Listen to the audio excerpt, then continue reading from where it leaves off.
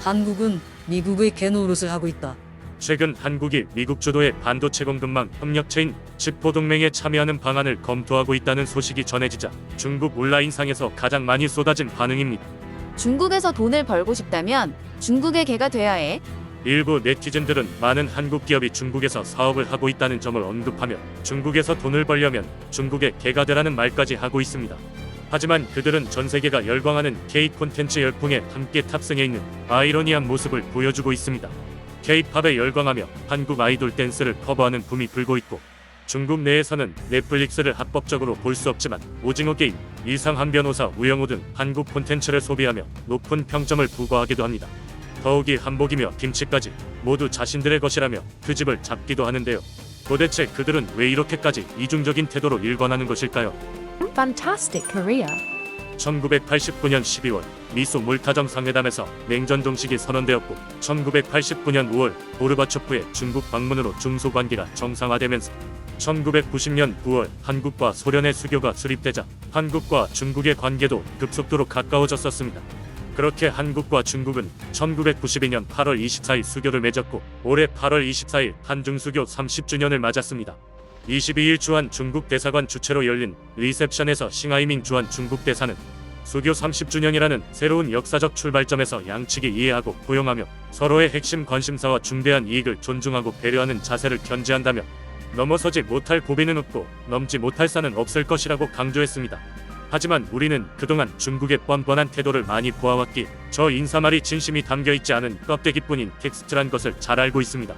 한국이 종말 단계 고고도 지역 방어 체계인 사드를 배치하자 중국은 이를 좌시하지 않겠다며 한국 관광 상품 판매를 전면적으로 금지하고 중국 현지에 진출한 한국 기업의 지원 배제, 세무조사 강화 등의 수단으로 압박했었습니다. 실제로 이로 인해 한국은 2017년 한 해에만 8.5조 원 정도의 손실이 발생한 것으로 드러났는데요. 최근만 하더라도 미국의 주도 속에 한국, 일본, 대만 4개국이 중국을 배제하고 안정적인 반도체 생산, 공급망 형성을 목표로 추진 중인 칩포 동맹을 두고 한국이 만약 칩포에 참여할 경우 중국 내 한국 반도체 수입 제한에 나설 것이라며 으름장을 놓기도 했습니다.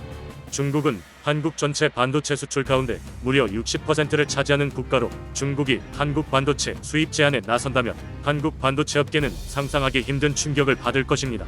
하지만 이는 다시 말해 올해 1분기 기준으로 세계 디램 시장에서 삼성과 SK하이닉스의 점유율은 69.8%에 이르고, 여기에 3위 마이크론까지 합치면 95.6%가 우리나라와 미국의 단 3개 업체에서 만들어지고 있는, 중국이 수입 제한을 했다가는 아예 디램 자체를 구할 수가 없어지는 상황에 직면하게 됩니다. 중국이 반도체로 보복에 나설 경우 중국은 첨단 산업의 미래를 포기해야 하는 상황에 놓인다는 것입니다. 이 때문에 일각에서는 사드 보복 때처럼 우회적인 보복이 우려된다는 예측도 내놓고 있는 실정입니다. 하지만 그때와 달라진 점은 중국이 다른 산업으로 보복을 한다고 해도 그럴 수 있는 분야는 과거보다는 많이 줄었다는 것입니다. 이미 불매운동 대상이 될 소비재 역시 수출이 많이 줄어 중국이 보복할 수 있는 선택지가 줄어들었다는 건 분명해 보입니다. 그리고 중국인들의 한국 문화는 배척하자면서 실상은 K 콘텐츠 붐에 열광하는 이중적인 태도는 중국 당국에겐 골칫덩이일 수밖에 없습니다. 중국 정부는 유튜브와 넷플릭스 등 미국의 거대 자본이 들어간 플랫폼들을 막아놓았지만 해외 IP 주소를 할당받아 중국의 감시망을 피할 수 있는 가상사설망인 VPN이 익숙한 젊은 층에겐 유튜브나 넷플릭스 시청이 어렵지 않은 일입니다. 중국의 최대 온라인 평점 플랫폼 사이트인 더우반에는 이미 넷플릭스에 올라온 한국의 다양한 콘텐츠의 평점들이 매겨져 있고, 중국 또한 현재 전 세계가 열광하는 이상한 변호사 우영우에 함께 열광하고 있는 중입니다. 2021년 오징어 게임이 전 세계를 강타했을 당시에는 누가 봐도 표절이라는 것을 알 수 있을 만한 오징어의 승리라는 예능 프로그램을 제작해 많은 비판을 받은 적이 있습니다. 한국에는 그만 좀 모방하면 안 되나? 한국에서 무시한다고. 해외에서까지 쪽팔리게 됐네. 짜증나. 점심 먹고 있는데 맞은편 외국인 직장 동료가 이 기사를 가져와서 나한테 묻더라. 창피해.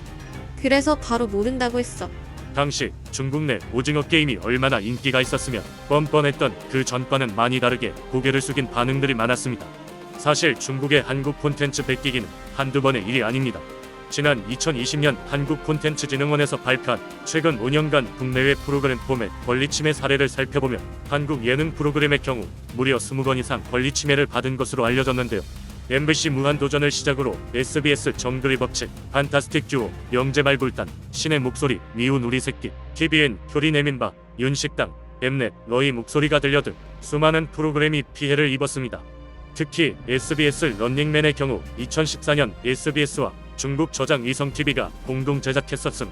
2017년 중국판 런닝맨 시즌5 제작 당시 SBS와 상의 없이 프로그램명을 달려라 형제에서 달려라로 변경 후 SBS와 연락을 끊은 채 독단적으로 제작하여 논란이 되기도 했었습니다.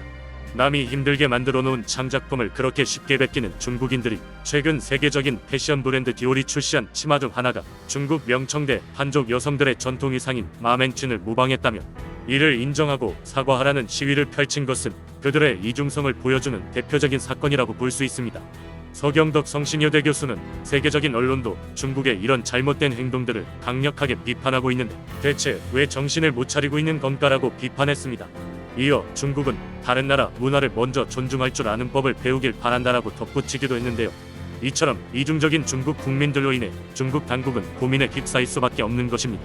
이미 한국 문화는 온갖 수단을 동원해 차단하고 배척했지만 이미 중국인들의 삶에 K 콘텐츠가 녹아들었고 그들의 인식이 예전과는 다르게 한국의 문화를 받아들여야 한다는 쪽으로 선회하고 있기 때문입니다.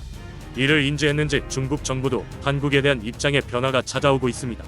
한국의 칩포동맹 타진을 처음 알렸을 때만 해도 당장 한국과 관계를 끊을 것처럼 으름장을 놓았던 중국이 최근 열린 한중 외교장관 회담에서는 박진 외교부 장관이 한국의 칩포 가입 행보를 사실상 공식화하자 이를 들은 왕이 외교부장은 한국이 적절하게 판단해 나갈 것을 기대한다고 밝히며 체념한 듯한 입장을 취했습니다.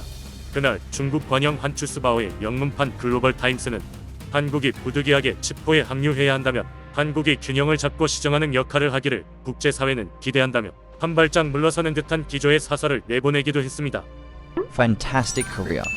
아마 사드 보복 당시만 해도 중국은 한국이 얼마 버티지 못하고 두 손 두 발 다 들고 중국에 백기투항할 것이라고 예측했을 것입니다. 실제로 당시 한국의 기업들이 많은 피해를 입은 것은 사실입니다. 하지만 중국의 예측처럼 한국은 쉽게 무너지지 않았고 오히려 그때보다 다양한 분야에서 한국의 이름을 알리며 전 세계로 뻗어나가고 있습니다. 이제는 입장이 바뀌어 오히려 고립되어가는 중국이 과연 한국에게 어떤 손길을 내밀지 궁금해집니다.